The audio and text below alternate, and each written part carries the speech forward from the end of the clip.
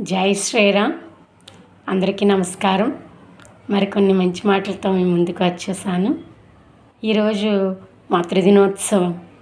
అందుకనే నాకు మాతృదేవో భవ, పితృదేవో భవ, ఆచార్య దేవో భవ, అతిథి దేవో భవ అనే ఈ శ్లోకాన్ని మనం ప్రొద్దుటే లేవగానే మన పనులు ప్రారంభించే ముందు గుర్తు చేసుకుంటే అప్పుడు రోజు ఆ పెద్దల ఆశీస్సులు మనందరి మీద ఉంటాయి. ఎందుకంటే మనల్ని కన్న మాతృమూర్తి, మన కన్నీ పెంచి పెద్ద చేసిన తండ్రి, మనకు గురువు, చదువు సంస్కారం నేర్పిన గురువు, మన ఇంటికి వచ్చే అతిథులు అందరూ కూడా దైవస్వరూపులే. అందుకని ఈ విధంగా వారిని ప్రతిరోజు గుర్తు చేసుకుంటూ ఉంటే వారి ఆశీస్సులు మన అందరిపై ఉంటాయి.